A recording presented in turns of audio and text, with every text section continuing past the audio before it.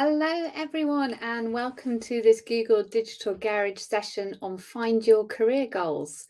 Nice to see you here today. My name's Alison, and I'm going to be guiding you through this session today, which is a very interactive session. So do get yourselves a pen and paper if you'd like to use a pen and paper to make notes, or a Google Doc, or whatever it is that you want to use. Get something ready because this is interactive and we want to get your responses during this session. So you'll have time while I do this intro to get that sorted. But as I say, my name's Alison. I'm a trainer for Google's free skills training program, the Google Digital Garage. Just a bit about myself. I'm an experienced digital marketing specialist and trainer. I've been in digital for around 17 years. I ran my own e-commerce store for 10 years, and then I went into specializing in digital marketing consultancy. Had a varied career myself, so we'll share some of my experiences as we go through.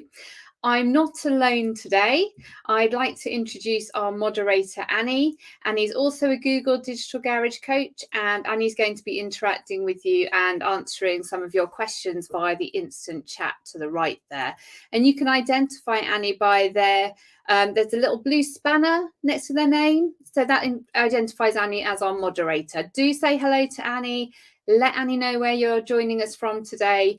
As I said, we want lots of responses, lots of interactivity in the chat. So get in the chat, say hello, let us know why you're here today, and then we can have a really great interactive session.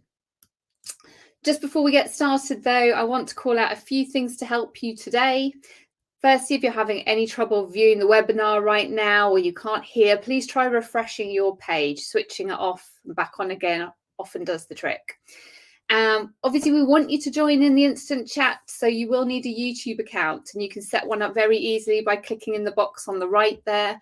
Just take a minute or so, and then you'll be able to join in with all the activities. I will be pausing through the session for questions, so do fire away with Annie with your questions and she'll pass them over to me, and we'll have several question breaks as the session goes on. And also, just to let you know, we're running this Google Digital Garage virtual training as part of a broader offering of courses. We've got a whole variety of live webinars available. So if you'd like to check out the schedule of the up and coming webinars, please see the information on this in the description below, which will link you through to our website, and you can book in to view future webinars. Right, okay, I think that's the housekeeping done. Let's get started on finding your career goals. So today we're going to cover why are you here? What is it? What are we trying to achieve with Find Your Career Goals? Then we're going to look at quite an interactive approach. There's a number of exercises that are going to help you identify what could be the best career path for you to take. And finally, then, how do you go about putting this into practice? So we've got 3 key stages, and at the end of each one, we'll have a question break. You may not be aware that we have free career certificates available from Google. So Google Career Certificates are available for job seekers based in the UK. So we hope you find this webinar helpful today. But these Google free flexible online training programs are designed to get you equipped with job-ready skills in high-growth, high-demand careers. So there are Google Career Certificates available in areas such as IT support, project management, data analytics, and UX design and digital marketing. You don't need any relevant experience, you don't need a degree, and in the UK you can access the Google Career Certificates via free scholarships through our selected partners. So do check that out. The link is goo.gle/career search UK, and I'm sure Annie will be sharing that with you in the chat. But these career certificates are designed to give you skills that employers are looking for, that are in high demand. So really great an opportunity for you there. Do check those out. So let's get started about why you're here. So you're here because the session's called Find Your Career Goals. But we want you to think back to when you most felt fulfilled by a job. It could be volunteering, doesn't have to be a paid job, or a task, something you did, maybe some project you were involved with at college or school or university. But what we want you to do is think about what made you feel fulfilled. What was it about that task or that job that you went home at the end of the day and thought, wow, yeah, I feel like I've had a really good day. I feel really fulfilled. So think about what you were doing, what was happening around you at that time. What is it about that job that, or that task, that made you feel fulfilled? So take a minute, share in the chat. It'd be great if you could share in the chat if when you felt fulfilled. For me, when did I feel fulfilled? It's training. I have a real passion for training. So when I've actually had a session with people and they're really understanding what we're talking about and I'm getting feedback and face to face, not online. It's harder when we're like in this situation, I can't see you all. But the fulfillment I felt was because it felt extremely rewarding to be helping people and supporting people to learn new skills. My fulfillment wasn't actually about the money I was earning. It was about the usefulness and value that I was being able to share with the people I was training. So have a think about what's made you feel fulfilled and feel fulfilled in a job. Goodness, can't get my words out. So 3 out of 10 workers in the UK don't believe they have good prospects for career development. So if you consider 1/3 of our lives are spent at work, do we really want to fall into this statistic? Do we want to be in a job where we don't feel fulfilled, where we don't have prospects to develop ourselves and develop our career? Because a lot of feeling fulfilled is knowing that you can improve, that you can move on, that you can progress, not standing still. So have a think about what it is that you are looking for in a career. Share it in the chat and then we can explore it together. I'm going to go through a Venn diagram. So this is something we're going to explore to how to identify what is a fulfilling job, what elements of what you do will give you a fulfilling job. Now, there's 3 key elements to finding a job that you will find fulfilling. And first of all, we need to find something you enjoy. So something that you find pleasure in. So have a think, what sort of things do you enjoy doing? It could be anything. We're not talking at the moment about actual specific work tasks, just generally something you enjoy doing. So that's the first element of finding a fulfilling job. Then we're going to think about something you're good at. So does it naturally play to your strengths? So over here, I might say something I enjoy doing. I enjoy gaming, but I'm not very good at it. So it's just going to stay over here. Something you enjoy doing and something you're good at. What do I enjoy? I enjoy writing. I enjoy copywriting and I'm pretty good at it. So that falls in there. So what we're looking at is putting in each circle the things that you enjoy doing, something you're good at. Is there something that you are good at and something that you enjoy? I'm just getting some, thank you, Sabrina. So Sabrina Juliel works for a company in Brazil which specializes in communication for social projects. And I believe the alignment between my mission and the companies is what makes me feel fulfilled. Values are so important. Thank you, Sabrina. Yeah, making sure your values match where you work, because you will not be happy and fulfilled if you're working for a business or an organization where your values don't align. You'll go home not feeling right. So that's extremely important, actually. Thank you, Sabrina, for sharing that. Values. Does your mission, does what you want to achieve, does your goal and the way you think about the world match with the organization and the project that you're working on? And Sabrina, enjoy that side of feeling that you're doing something that aligns with your values. So we're looking for something you enjoy doing, number 1. Then something that you're good at, number 2. So think about these things, write them down. Could be anything, and could just be the things you do day to day. You know, you might enjoy walking the dog. You might be good at walking the dog. We'll go to the next bit, which is something people value. So actually, if I was good at enjoyed walking the dogs and I was good at walking a dog, and actually people do want dog walkers, don't they? So they do. You could actually say they value it as well. And that would be something that would overlap. What we're looking for is something in the middle. We're looking for something that you're good at, something you enjoy doing, and something people value, that there's a market for it. Someone's going to pay you to do it. So this example of dog walking, I enjoy it, I'm good at it, and I value it. So that could be something then that would give you a fulfilling job. So think about each section individually and then where it overlaps. Something you enjoy, say I said gaming, but no one's going to pay me. I'm not a top gamer. I'm not going to be there on Twitch being paid for it. And I'm not very good at it. So it's going to stay over here. Something I'm good at, you might have something you're good at, but that you don't enjoy. You might have something you're good at that people value, but you don't enjoy it. So we'll go through some examples here. So over here, if you've got things, for example, my gaming, I'm just doing that for fun. I'm not doing it because I'm good at it. I'm not doing it because people value it. In fact, my kids just get frustrated because I'm useless at it. So that sits over there and just for fun. What about something you enjoy doing and you're good at, but people don't value? So that could be a skilled hobby. So I don't know, maybe you enjoy knitting and you're good at knitting, but it's not really going to give you a job. So it's going to stay in the skilled hobby. Something you're good at. So it could be, I'm really good at cleaning. Excellent at cleaning, quite pernickety about cleaning. So I'm good at it, but I don't enjoy it.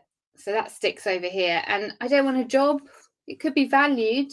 I could get a job cleaning because there's lots of people, lots of demand for this, but for me, it might be boring because I'm not enjoying it.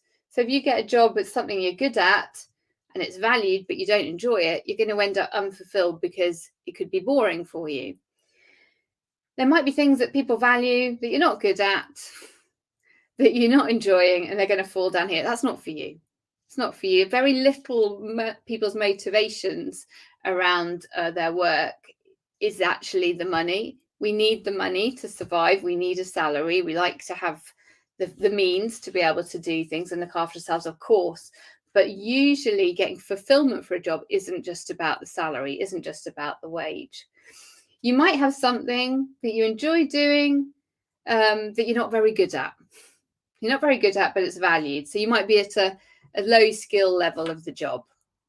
So what we're really looking for is this sweet spot in the middle where you've got something that you're good at, something you enjoy, and something that's valued. So have a think now on your piece of paper, draw a Venn diagram and draw your 3 circles. This session is recorded, so you can come back on this link in 24 hours, well, for the next 24 hours, not in 24 hours, for around 24 hours, and have a look at this and pause the session and fill in with what you enjoy, what you're good at, and what people value. Because this is really important, and it's a really great exercise to understand what it is you want out of a career. Because it can be difficult. You can think, I could do this, I could do that. This is going to help you understand. Sabrina, thank you for your comments again. You feel there's too much instability in working for a small company, so you're keen on finding a new job somewhere where you can escalate as a professional.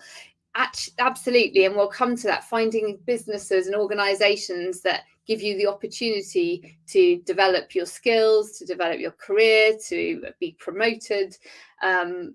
And you can move from businesses. Very much these days, people tend to have a portfolio career where they're moving, spending some time doing one job in one organization and then moving somewhere else. It's quite rare now that people have a job that they stay in for the whole of their careers, unlike in the past. So this diagram that you're looking at is inspired by something called the Ikigai method. So it's a Japanese method. So look that up. You can have a Google to find out a little bit more about this method. But this is really about putting you on the path to finding a career that allows you to find fulfillment. And there's lots of other ways you can look at career fulfillment, not just this, but this theory is an effective one, absolutely. And what we're going to do today is we're going to investigate each of these 3 areas in turn to put you on the right path to finding the career that's going to fulfill you, that you're going to end the day feeling like, yeah, I enjoyed my job. I want to go back tomorrow. I can't wait to get up on Monday morning and go to work. That's the plan, okay? So what is the top motivator at work? What do you think is the top motivator at work? I've mentioned money, that we need money to survive. But once we pass, we earn enough past the base level, to get the basics. So once we're earning enough to comfortably pay our rent, our mortgage, to get food, all the, you know, the heating, to do the basics, to make us comfortable, what motivates us to improve our performance and strive to do good work? What do you think is the top motivator at work? Yeah, I'll just give you a second. I'm just checking in the chat. Go crafty. You really feel like you're stuck in one aspect of your career as a web developer and keen on expanding knowledge and experience in other areas like software programming. Well, you've got those initial skills already. So this will be about upskilling yourself or finding an organization which will help you to develop those skills in programming. But you've got an idea about what you want to do. So using that Ikigai method, go crafty, really look at that in terms of the tech side of things that you really like. I like this side, I like the coding, I don't like this bit. Really put those things together, to then you'll be able to identify the sort of tech organizations to go for, and the certificates or the certifications that you'll need, or training that you'll need in what particular programming coding language. So really have a good look at that method in your own time, because obviously we don't have time to sit down right now and for everybody go through it, but have a look at that, and that will really help you identify this sweet spot in the middle. That's what we're looking for. So motivator at work, top motivator at work is your recognition of work. So money is important, but it's not enough to make work fulfilling. We need other things to make work fulfilling, to make us feel fulfilled. So we're going to focus on things other than money for the rest of this session. But have you ever, this is important to me, if I've done a good job, it's great to be recognized for that. Sometimes just even a thank you, that was great. It makes such a difference, the recognition of your work when you're in an employment, and being in that culture and environment that does that. Absolutely, really important. Sabrina, thank you. Your top motivator is feeling that you're making a difference for my living as I'm making a difference for the world. Absolutely, Sabrina, completely agree with that. I'm exactly the same. For me, I need to feel like today I did a good thing. Today I made a difference to someone's life. That's an amazing motivator to have. And I totally get that as well. Absolutely. Okay, let's have a look. Let's see if there's any questions. I think I've been going through your comments. Thank you for sharing. As we go through, please carry on. Please carry on sharing your comments and feedback as we go through, because this is, as I say, really interactive. So the more comments we get from you, the more we can really tailor this session to your needs. So that's so helpful. And any questions you've got, there will be another break as we go through. Just double check with Annie. No questions. That's fine. Okay, so quick glass of water. Sorry. Let's look a little bit closer at that first circle, which is something you enjoy, something you find pleasure in. Get your pen and paper ready, or your doc, or your Word doc, or Google Doc, or whatever it is, because we've got an exercise coming up. It's interactive. No just sitting back and watching today. So what we want you to do is pick out, I'm going to show you a list of words. I'm going to show you a list of words, and I want you to pick out the words or phrases that describe the things you enjoy. Okay, so hold fire. These are the 8 phrases. So I'm going to give you a little bit of time. I want you to look through the 8 phrases on this slide and pick out 3 that you enjoy. So pen and paper, 3 you enjoy, and share them in the chat. We haven't just picked these phrases out of thin air and made a list. They're based on the work of Professor Edgar, I can't say that today. I think it's Friday afternoon. Edgar Schein, who's been working on this since the 70s. So they're pretty well tested as a gauge for things you enjoy. So we've got secure and stable work, having ideas, helping others, working independently, work-life balance, being an expert, organizing people, or solving problems. So in a work context, out of that list, which 3 do you enjoy? It'd be great if you could share them with us as well, so that we can see what you say. I enjoy being an expert. I enjoy working independently, actually. Much as I do training, I do enjoy working independently, doing a lot of work on my own. And I enjoy helping others. I'm a trainer, I'm a coach, so that's what I do. Those things I really enjoy in my work. So what 3 do you enjoy? Let's have a look. Thank you, Sabrina. So Sabrina is enjoying secure and stable work. That can be really, really important to people. Helping others. I can tell that from your previous responses, Sabrina. And work-life balance. Actually, yeah, that's really important as well to me. Sometimes I think I've made 4. Maybe I have to swap them around. Thank you. I can see Naveed is sharing with us as well. Naveed, do you enjoy work-life balance? Yeah, any other 2, Naveed? Let's have a look. Dark Soul, you enjoy being an expert. Okay. Feeling of being an expert. So yeah, write these 3 down. It has to be what you genuinely enjoy. Oh, thank you. Got just wait just a moment. It's a little delay from me getting them coming through from Annie. But this is a list of different things people tend to enjoy from work. We're thinking about work here.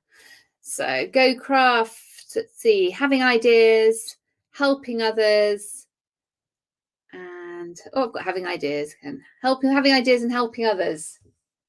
Ideas, brilliant. Thank you all for sharing. Okay, so remember these. So we've got your 3. Oh, got Naveed, right, Naveed, your other ones. Work-life balance, working independently, and secure and stable work.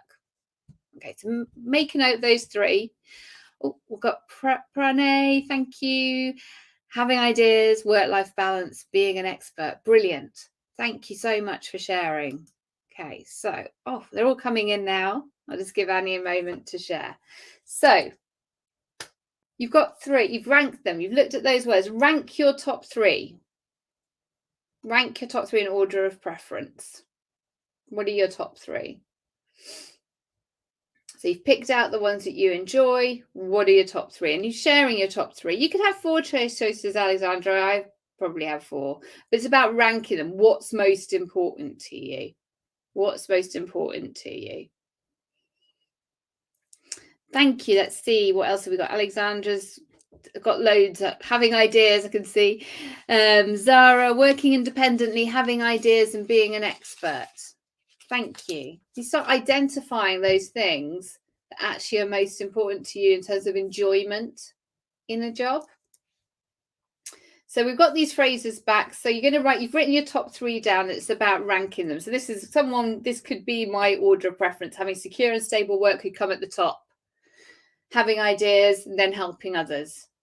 And the other things are all important to a lot of us. You know, as I say, you can have more than 3, but it's about ranking what's most important to you.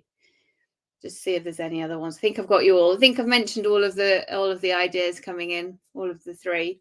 So it's about being really honest with yourself, looking at this list and saying, what's most important to me? What comes at the top? So you've got your 3 there. Is it secure and stable work at the top? Then helping others, then work-life balance. This is going to really help you match particular sort of the culture of an organization that you work with. But you might enjoy all of these things. It's about making sure you understand what your priorities are, what's most important to you. Now, I want you to have a think about where you work now or where you've previously worked or a project you've worked in. And think about the elements here that you do. So what do you do at the moment from this list in your current work or in your previous work? So select the phrases that you actually do in your most recent role or previous role or current role. Pick out the ones that are actually what you're doing now. Alexandra's got hers now, have 4. Okay, having ideas, secure and stable work, working independently and helping others. Okay, Alexandra, so now we want to think about the order that was most important to you. Dark Soul, solving problems, being an expert in secure and stable work. Okay, so now it's about prioritizing those and now thinking about what you do now. So what is you're doing in your current job out of this list? So it's the same list as I showed you before, but now you've got to think about what you are actually doing in your current work or most recent work or most recent project or volunteering or whatever it might be. So what you actually do. So you've picked out the things you like and you enjoy, the ones you like, your top 3. And then thinking about what are you doing in your current job. So out of these phrases, what are you doing in your current job? Or most recent job. And then you need to look at the list, what I really enjoy, what I've identified, and the list what I'm doing. Do they match? Do they match? So if you've said you enjoy secure and stable work, helping others, and work-life balance, have you got those 3 elements, those 3 phrases in your current work? Have you got them? Does it match? If it does, then hopefully you're in a job you enjoy. Now, remember, we've got other areas to look at for fulfillment. We're looking at enjoyment. But if not, are there differences? What are the differences between what you're doing now or what you've just done recently and your ideal list, your wish list? So Sabrina, you are helping others and you have a nice work-life balance. Brilliant. Not secure and stable, which was important to you. So identifying where the differences are. Naveed, currently you've taken a sabbatical, tricky considering the current economic scenario, to have a work-life balance and figure out how you can work independently. Thanks, Naveed. So think about your most recent role. Did you have from this list the things you enjoyed, which you identified before, which had that on the list, didn't I? Work-life balance, working independently, and secure and stable work. Thinking about the differences there. Also, Naveed, you need that space, don't you? I mean, you do need, if you're working, it's very difficult to be able to have the space to understand how you can do something different. So having a sabbatical is a really ideal opportunity to do that. Let's have a look. Sol, you're a student and you're learning new skills and you're getting new ideas. So you are matching some of what you said solving problems, being an expert, secure and stable work. So slight difference there, but you're a student, so you'll be able to take the skills that you're learning into a career. And Go Crafty, is it Go Crafty? I'm presently helping people with my ideas and you're solving problems. Okay, so you do like having ideas and you do like helping people. So you are matching in terms of enjoyment, which is great. So everyone is different. Everyone's different. There's no right or wrong of what order you should have this in or what your priorities are or what you enjoy most. In a healthy workplace, there's a range of different people who enjoy different things. We need that. We need that variety.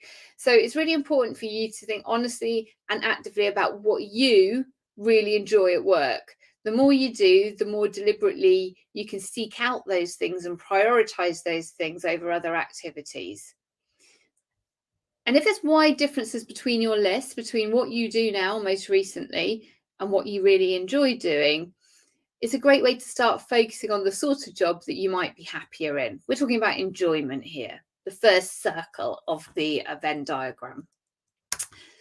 Okie dokie, let's have a look. So I've just got a few bits coming in. Naveed, you were working as a communication manager at an art foundation. Okay, and was that something you enjoyed? Did it match the list that you created of things you enjoy? And Zara, you've currently got work-life balance and secure and stable work, but that's not quite matching, is it, what you said of with being an expert, having ideas and working independently? So doesn't mean to say that you don't enjoy your work if the list doesn't match, but what it does show is that maybe there's opportunity to consider things that are going to match what you enjoy. Okay, there's no question. That's fine. Don't need to be. It's not really questiony. It's a questiony at the moment. It's more about sort of identifying your own priorities this session. Okay, let's move on to the second circle, which is about something you're good at. So we're going to explore the things you're good at. And the way I'm going to talk through this is I'm going to introduce the Dunning-Kruger effect. So if anyone's heard of the Dunning-Kruger effect, and I'm going to talk through this because it helps you understand how it can influence your own perception of your strengths. So we're not very good as people at identifying our own strengths. We're not very good at it.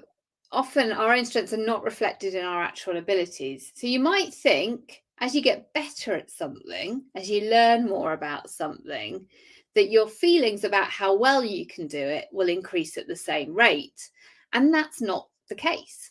So if anyone's heard about the Dunning-Kruger effect, that's what I'm going to talk through now. If you haven't, here's an introduction. So Dunning-Kruger looked at how our perceptions of our abilities change as we get more experience. And step one on this fun-looking graph is down here. Step one is when we're just starting out with something completely new. And at this point, we're no good at it. We know we're no good at it. We've never done it before. It's completely new to us.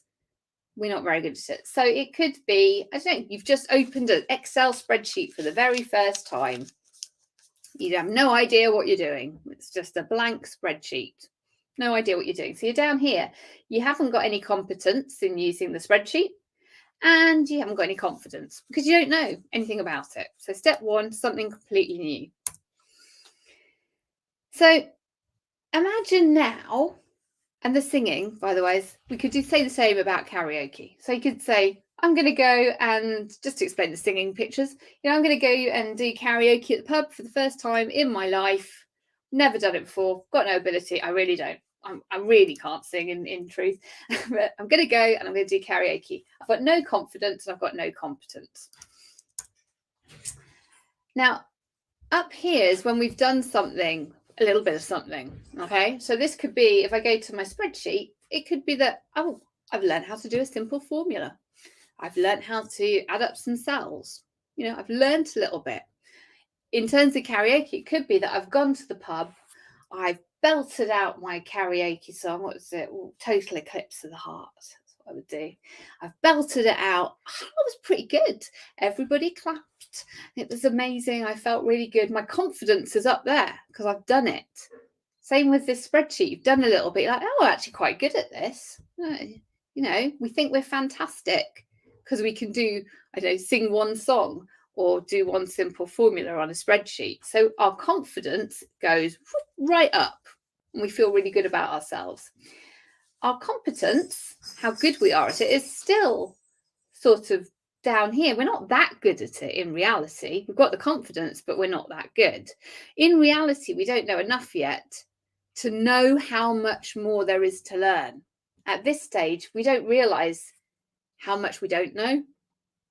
So the Dunning-Kruger effect explains that people who are in the lower percentile of ability, in other words, not very good, tend to overestimate their abilities. They tend to think at this point, they're pretty good at, they'll be on LinkedIn going, yeah, I'm really good at spreadsheets, but they don't actually know how to do very much at all. So our confidence goes high, but our competence isn't great. So, and it goes the other way as well, because what happens is I've done my karaoke and then I start realizing how much there is to learn. Actually, if I want to be a singer, I'm going to have to get some vocal training. I'm going to have to do all sorts of things to increase my ability. If it's on a spreadsheet, I'm going to have to learn. Actually, oh goodness, look how much I don't know. I don't know how to do all these sorts of different things, of complex formulas, multiple sheets, all the rest of it. So what happens is we start learning more.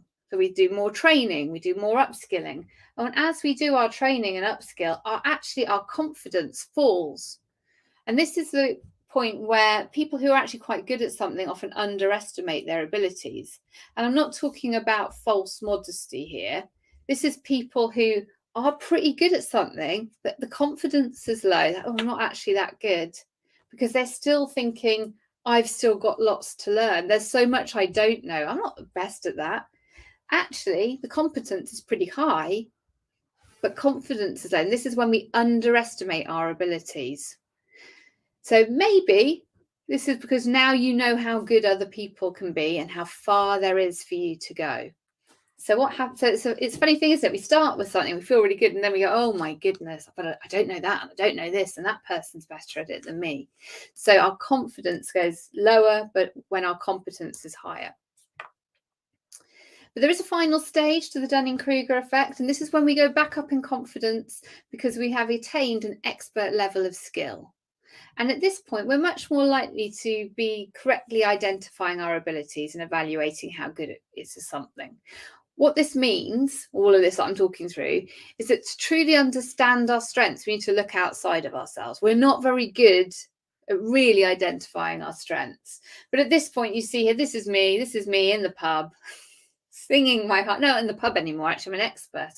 I'm in the O2 here because I've got an expert level of singing. I'm confident, I'm brilliant, I'm away.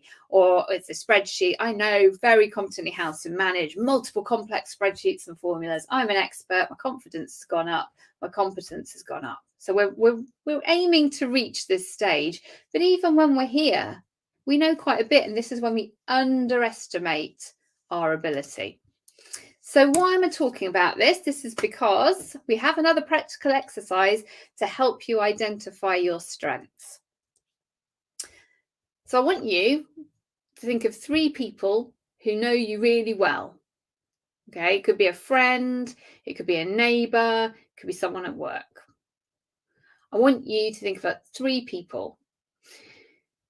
You could choose a family member, but if they love you too much to see your faults, they might just say you're brilliant at everything. So we don't want that. We want something that's going to be actually helpful. So think about 3 people who know you really well to help you identify these strengths. I'm just going to check in on some of the comments because I've just seen a mistake. Naveed, you enjoyed what you did, but one main thing was missing was work-life balance. So that's a top priority now. Yeah, so if you're in a current role or were in a job, there was something not there that was really important to you. So now you know when you are looking that work-life balance needs to be there, it needs to genuinely be there, not just written work-life balance. And what you need to really understand the culture of the organisation and know if that's a priority for them as well. Daniela, you worked as an intern in a public communications consultancy. You're not working currently, but you'd love to have secure and stable work with ideas and solving problems. Great. Thank you for sharing, Daniela. Now, because you got your enjoyment bit, we're going to look at your strengths bit.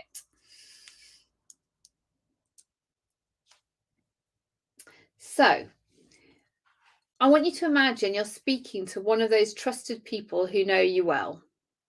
In your head, who one of those trusted people. And if you were to ask them what they thought about you, what would they say? So, for example, if I asked my friend Jen, I hope she would say that Alison, I always ask Alison for help when I'm doing some digital marketing. Or it could be I always ask Fred for help when I'm job hunting. So think about what they will ask you for help with. So think of this as from the perspective of the person. So say it's your friend saying, I always ask Naveen for help with, what is it they would ask you for help with? What do people come to you for? Yeah, I'm go to IT support in our household. All the digital stuff comes over this way. I always ask someone for help with, my partner, people always ask for help with DIY. So what is it that they will ask you for help with? What might they say? Alison knows a lot about. What could that be? So remember, your name's going where the X's are, and you're imagining what they would say to you. So you could write down these questions. I always ask Alison for help with. Alison knows a lot about. And you can always ask Alison too. Okay, so answer the questions on this slide from their perspective. Now we've got some keywords to help you with this activity. So again, you might want to come back to this session and pause on this slide so you've got them all in front of you. But, I always ask Daniela for help with making things, having deep conversations, putting structures in place, working in teams.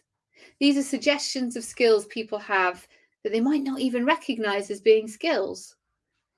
You might not even think these are skills. Using your hands, starting something new, motivating others, taking risks, socializing.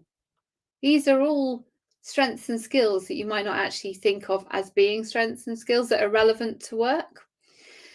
But include anything you can think of. It could be subjects you like, it could be topics you like to read about, it could be, particular areas of social knowledge that you have, or organisations, social issues, things you don't think are work related. Pop them down.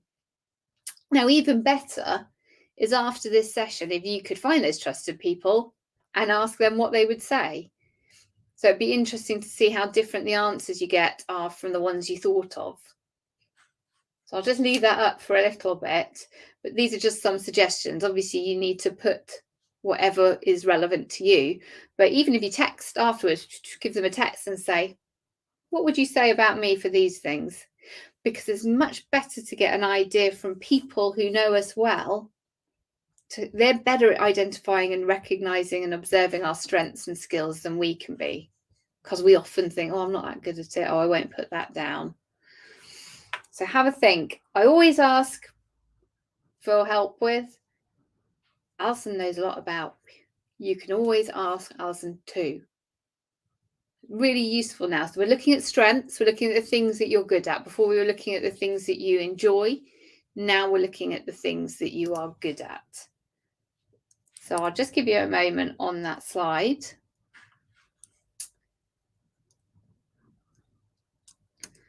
And I'll just check in if there's any questions. There's no questions. You've got there's often one more opportunity for questions. So if there's any questions, make sure you pop them in the chat so Annie can share them with me.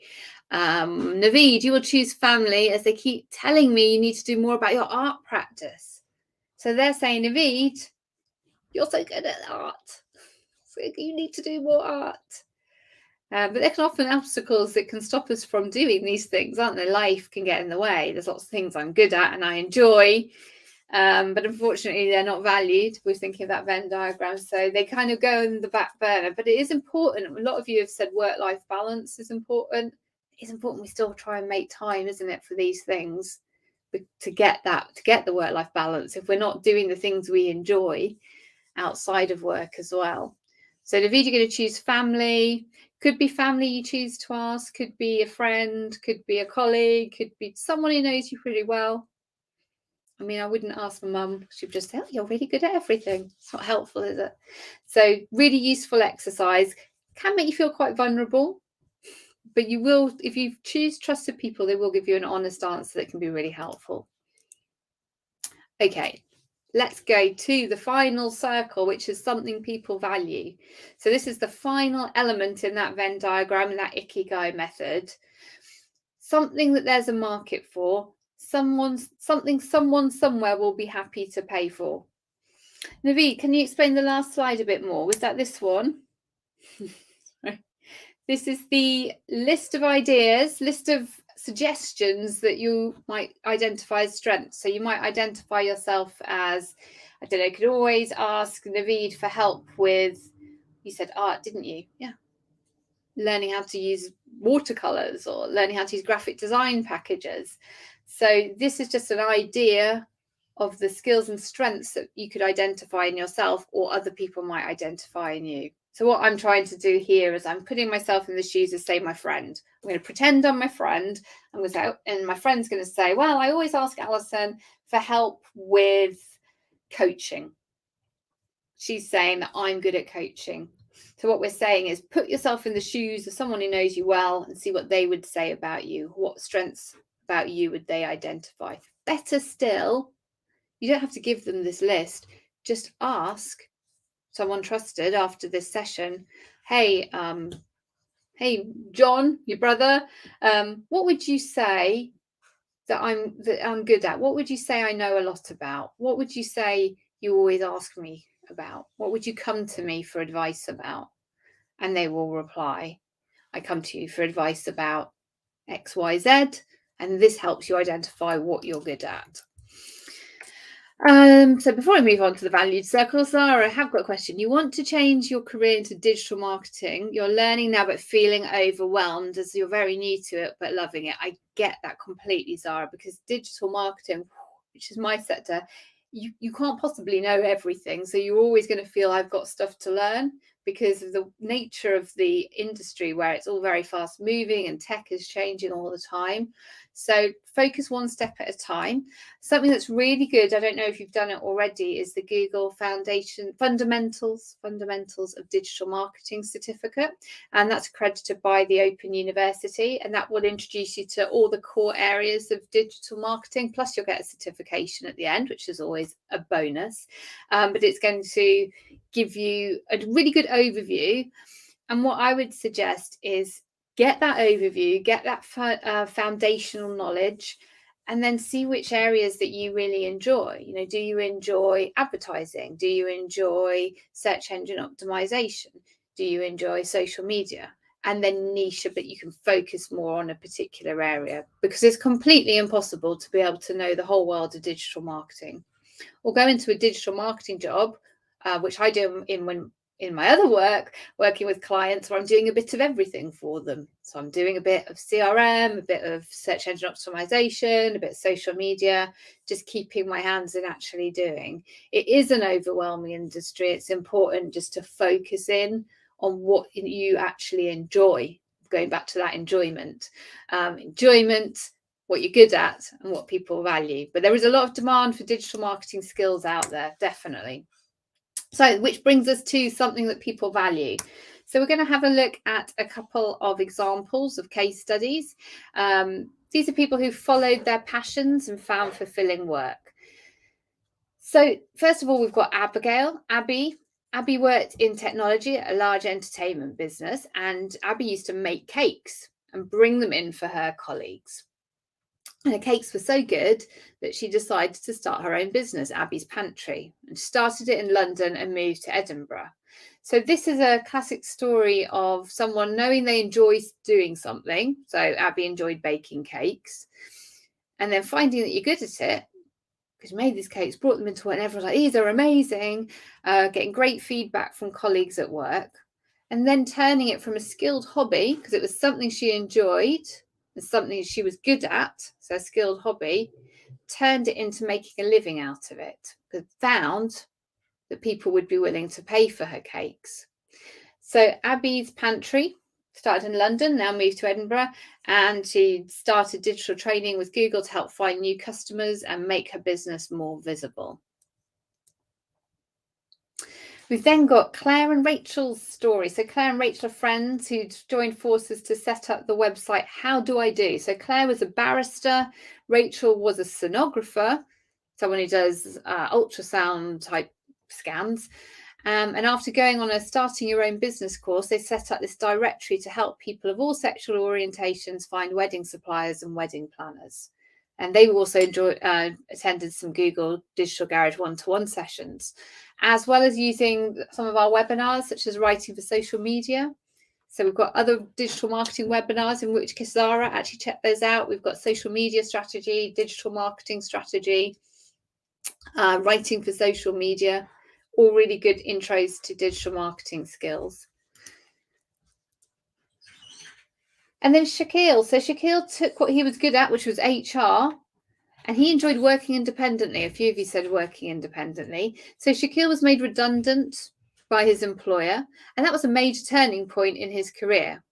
So rather than a setback, it was sort of, right, what am I going to do next? It gave him the opportunity to take what he was good at, working in HR, dial up what he really enjoyed, which was working independently, and directly interacting with influential people using a hashtag, actually, catch up over coffee. So he created this catch up over coffee and grew his connections, grew his network on LinkedIn. So he went from 200, I think, to 1,500 useful, genuine LinkedIn connections, which helped him appear in Google search entries. And he's also worked with Google Digital Garage with his business name and how to manage his website and advice on growing his client base. So take the things that you're good at, those strengths that you identify and the things you enjoy. How can you put them together to actually get some value, to actually get paid doing this? So who would value what you are good at and enjoy? This is where we need to identify and consider how we make a living out of something that we're good at and we enjoy. So think about what job or profession needs what you've got, requires what you've got, those skills and strengths. Make a list of the jobs or professions that are on your radar, that you're thinking about, that would require what you've got. And you can think about what businesses could use your skills. You identify actual organizations and businesses that could use your skills. And then think about which groups of people might be able to pay you to do it. Or if it was in the case of making cakes and so on, who's going to buy it? So you might be looking to work for an organization. You might be looking to be self-employed, work independently. I'm self-employed, and we go and find people who are willing to pay us for use it for my expertise. So we've really got to think about who would value what you're good at and what you enjoy. I would suggest thinking about this again in more detail after this session. We can't just quickly write it down, but which job or profession, which business, and what's the value? Now we've got a little bit here about how do you find these organizations, because where we're going to find what skills and what strengths they're looking for is often in these job descriptions. And you can see here, this is from Google Jobs, you search, and you can filter down into the actual areas or strengths and skills or industries as well that you want to work in. So I'm sure, have any of you used an online job search before? I'm sure some of you have used an online job search before. If you're wondering if there's a value for the things you're good at and the things you want to do, you can do a quick search on, say, Google Jobs and see what comes back. What jobs are being advertised that use those skills, those strengths that you've got, and those things you enjoy. So if you search for work on Google, all you need to do is look at the jobs, they'll come up, and then you can set these filters, filter on location, job type, is working remotely important to you, hybrid, in-house, what's important to you, and the companies as well.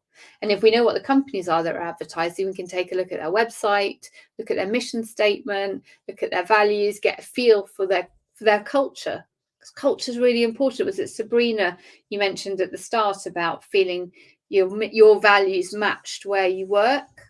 That's really important. There's certain organizations I couldn't work with because I just don't feel like they match with my values. And so that's a really good way of getting an idea of what's out there, using your strengths and skills, and then researching the companies.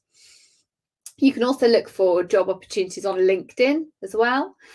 And if you want to sort of hone your skills a bit more and aren't quite ready for the paid employment or want another opportunity, check out some volunteering opportunities.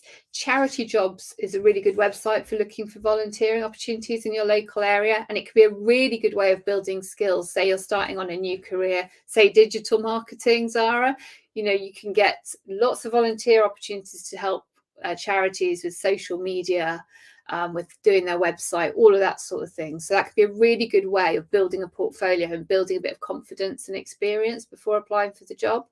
And Do It is a good platform to connect with these opportunities as well. I mean, there's lots of other great platforms you can look for jobs and opportunities. And there's also lots of industry specific websites to use. So if you're in a particular industry, they often have very specialized niche websites, but do some exploration. This is before you even apply that. What sort of organizations need your skills? What are these organizations like? What and the jobs that you want to do, what skills might you need to develop? If you see something common on the adverts for the jobs you want, is there a skill that they're all asking for? Is that something that you can go away and improve and work on? But what's really, really important in all of this is setting some goals, having a plan. I'm a big fan of a plan of action. You won't right now, you might be able to write some of this right now. So think about your different goals with regards to finding your career, your perfect career, your fulfilling career, where you really want to work. What are your goals? What are you going to do? Have you, when you do this after this session, when you've looked at those job boards, have you identified skills that you need to develop to get that perfect job? So what are you going to do about getting there? Now, I do like the phrase, you can only eat an elephant in bite-sized chunks. Something big you need to do in little bits. It can be overwhelming otherwise. It's like, oh, I've got to do everything. So this is a really good way of breaking down your goals and making them manageable and not getting overwhelmed. So setting some steps. So even today, you could do this right now. Share in the chat. What are you going to do today? Today, I'm going to have a look at the job boards. Or today, I'm going to start researching what courses I want to do. Today, I'm going to attend a Google Digital Garage webinar. Okay. So share what you're going to do today. I mean, it's Friday afternoon. You might be, I've done a webinar, so I've done a lot of thinking. I'm going to go and have a lie down. That's not the sort of goal we're looking for. Like, right, what are you going to do to reach your career goals? So today I'm going to, what are you going to do? Next week, there's one. Next week, I'm going to sign up for a Google Career Certificate, maybe, or the Fundamentals of Digital Marketing Certificate. What are you going to do next week to achieve this goal? In fact, it could be today I'm going to ask my friend what my strengths are. That's a good one for after this session. So what are you going to do today? What are you going to do next week? What's your goal for this month? So we're middle of April now. What's your goal by the end of this month? What are you going to start setting these goals? And you might do this already. I know quite a lot of people who set themselves these plans and these goals.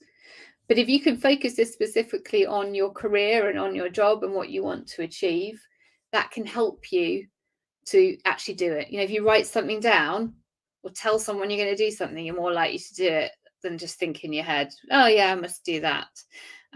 Just having a look. Yeah, Zara, culture is so important, going back to what I was talking about before. I agree. It's so important, isn't it? You if the culture doesn't sit right with you, you're not going to feel comfortable, are you? Let's have a look. So Sabrina, Julia, today I'm going to ask some friends and colleagues about what they think I'm good at. Brilliant. Do that. It does feel a bit vulnerable. I've done it myself. You do feel a bit like, oh, but it's really helpful. So brilliant. Okay. And Naveed, you were thinking the same. Fantastic. Thank you so much, people. And Sabrina, your goal for this month is improving your portfolio. Brilliant. So you've written it down now. So you've written it down now. We've all seen it. We've all seen you've written these goals down. So today you're going to, next week you're going to, and then this month you will have. So what will you have achieved? Very positive. I will have done this. And then finally, this year I will have moved to your ideal job, applied for your job, started a course, finished a course. So setting these future goals, super important. Naveed, it feels like the pieces of the puzzle are falling into place during this session. Fabulous, Naveed. That's exactly our aim here, to help. Often it's just busy, isn't it? Everything going on in your head, and I don't really know where to start. What you're good at, what you enjoy, what people value. Those three core elements, put them all together, and you will hopefully be able to identify your career, your ideal career.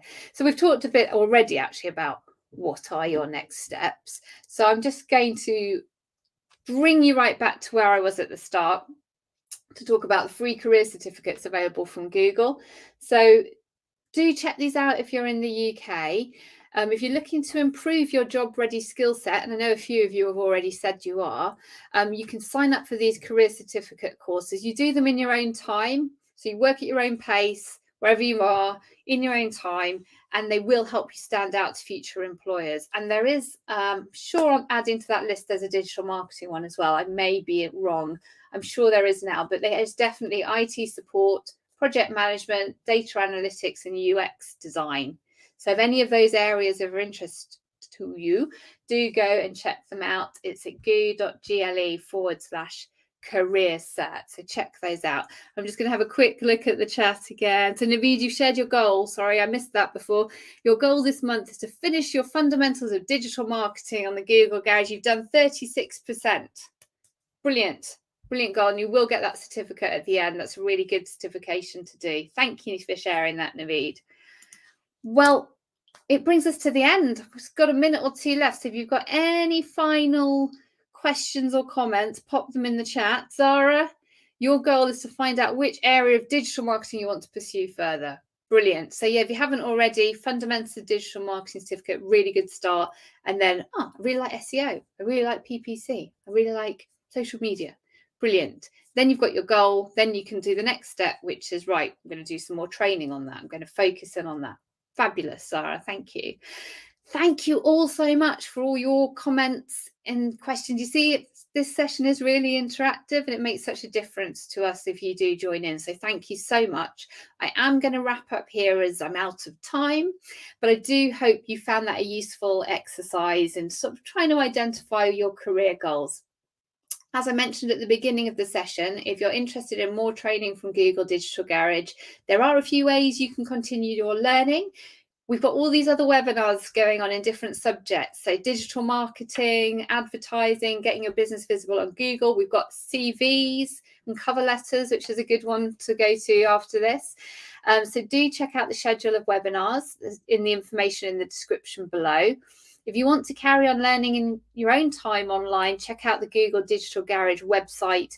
We've got lots of training on there that you can work on independently 24/7. But thank you so much for joining us today. I hope you have a fabulous weekend and we look forward to welcoming you again to another Google Digital Garage webinar soon.